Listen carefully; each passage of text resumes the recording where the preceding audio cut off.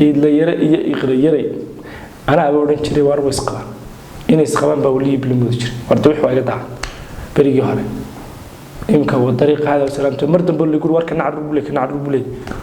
طريق هذا وسلامته لكن يقولوا يسكسوا بحي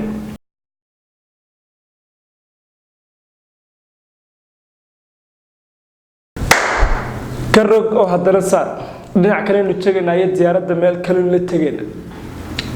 كل ما نكسرين تهودنا قد دعونا بسم الله الرحمن الرحيم السلام عليكم ورحمة الله وبركاته لما تين أمد الصومالية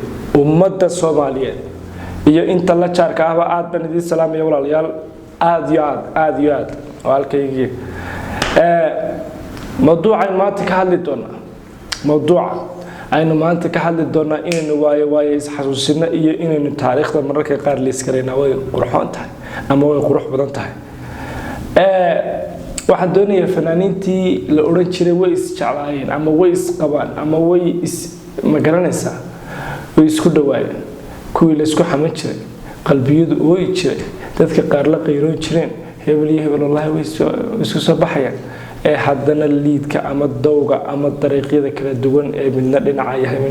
yahay mar iyo fanaaniinta fanka ku jira ee waqtigan ah lamaanaha ayaynu soo qaadan doonaa xagga sare haddaan ka soo bilaabo fanaaniinta jacaylka ama waxay taageerayaashoodu la jeclaayeen dariiqa kale ka maray yaa xasuusta ikraan carraale iyo cabdi holan ikraan iyo saxardiintaan iskursan ikraan iyo cabdi holan markii la oran jiray alla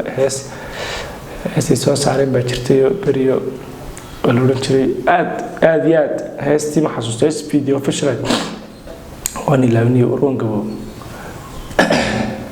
adigu hees fiican bay ahay bismillaahir rahmaanir rahiim waxay ahaayeen laba qof oo la isku xanto oo la yiraahdo jacaylkoodu wuu jiraa jacaylkoodu anigu hadda dad far badan oo xogogaal ah baan ayaan ka maqlay markii dambe laakiin dariiqa hada wasalaamta kala raacay midba dhinaciisa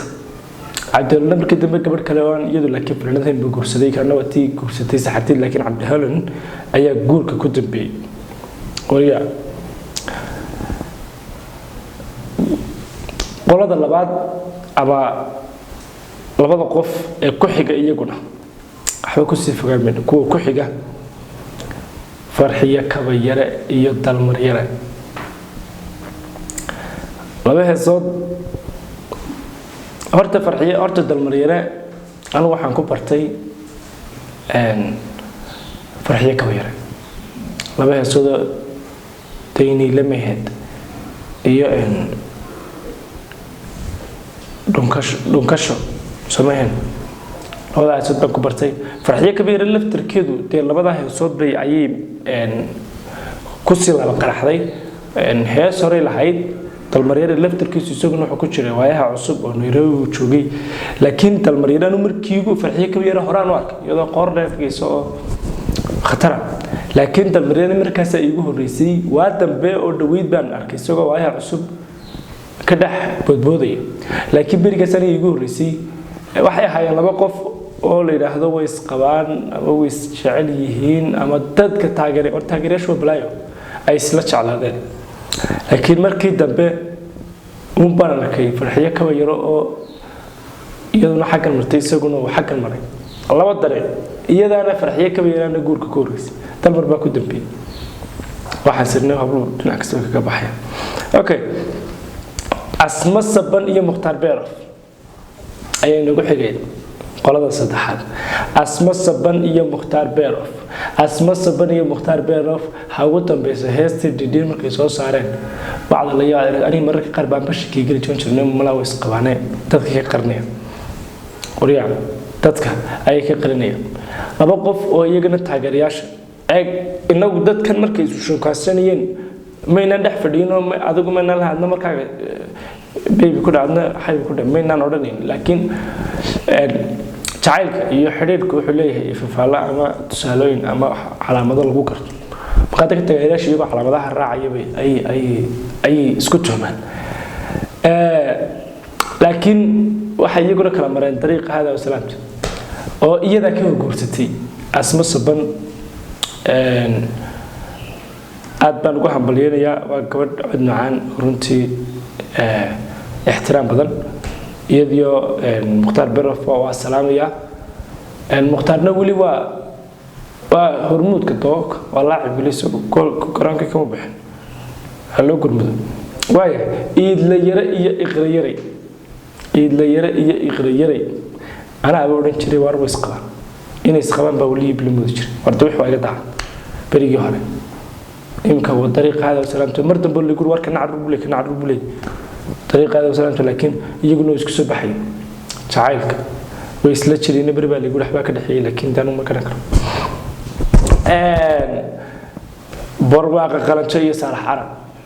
barwaaqa qalanjo iyo saalax arab iyaguna dariiqa hada salaamta kala mareen inkastoo ilaa imika taa isku fiican yihiin haddana muuji walaaltinimada mala weynaatay walaaltinimo weynaata ka dhaxaysa waayahay liiska haddaan inta halkan laabtanka yaryaa la xweegina liiska haddaan inta ka gudbo waxaan u gudbi doonaa fanaaniinta sida tooska ah oo ah lamaanaha ama isguursaday ama isxalfaday ee iyagoo fanaaniin ah inagu horreysina siday u kala horeeyaan ayaynu u kala horreysiinanaya farxiyo fiska iyo bashiir hanuuniye farxiyo fiska waa gabadh fanaanada la garanaya bashiir hanuuniyena sidoo kale waa nin dhal fanaan ah waxay ku dareeraa khadra silimo iyo mursal hadda mooda joogaan laakiin markii hore hadda hodan iyo mursal muuse bakaal cirre iyo ifraax hargeysa axmed weli ibraahim furle macalinka iyo asmaloof maftuuxaad ceed musishanka iyo deeqsan cabdinaasir cabdi qaboojiye iyo sahre mooge cawaala dayr iyo najmo nashaad saxar diid iyo ikraan caraale shiine iyo filis cabdi oo iyaguna waayaha cusub ka wada tirsanaan jiray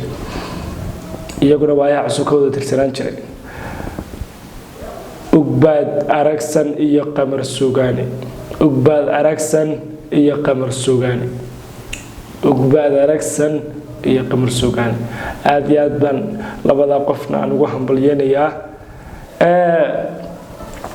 ciddan ilaaway ama ciddan ka tegay lamaanaha fanka ee aan ka tegay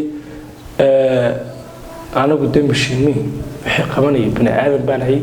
markaan wax eegayna dee intaasoo qof waan soo qabtay wixii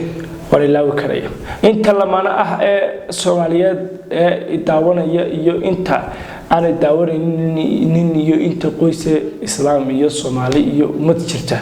iyagana waan u hambalyeynaya waxaan leeyahay isku waara ha isku buuqina ha kala tegina ha isfurina ha is eryadhina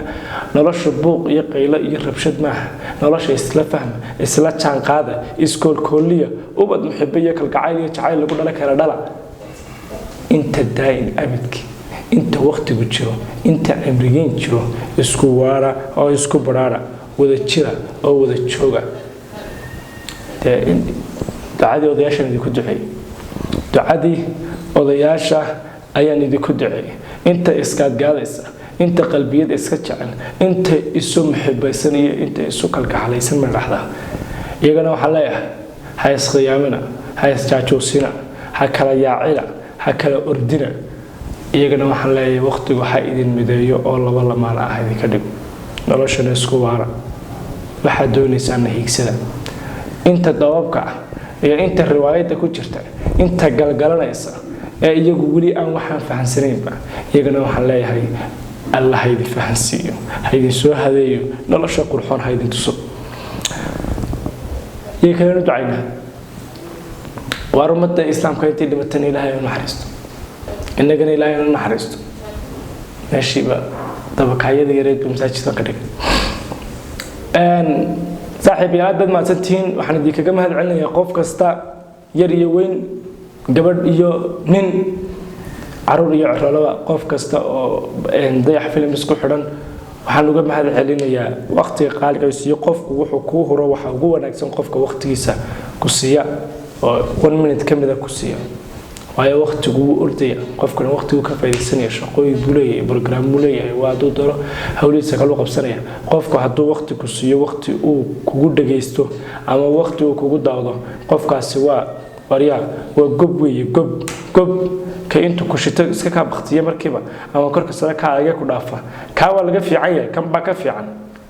aad baridii salaamaya waxaan soo saari doonaa iyadana sidoo kale liis kale oo fanaaniin ah si iyo waxaan dibkan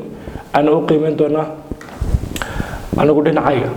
idinka dhinaciina inaga dhinaciina anaga dhinacayaga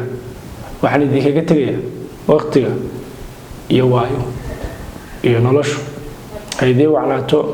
wada jiro nabadgala. Assalaamu calaykum waraxmatullaahi wabarakaatuh.